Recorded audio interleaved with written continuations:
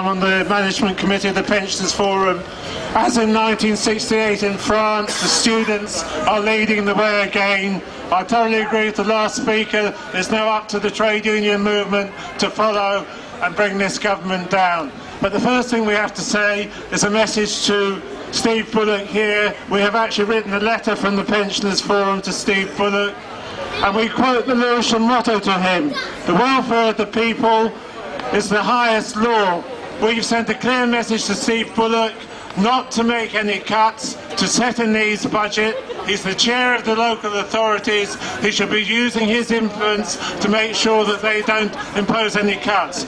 We can't understand why the elected members in Lewisham, who were voted back in at the May elections, want to make these cuts. That's not what they were voted in for. We can't understand why they want to be the officers of the Tory government, why they want to be the finance department and the human resources department of this Tory government. These cuts are affecting the most vulnerable and the poorest in our society.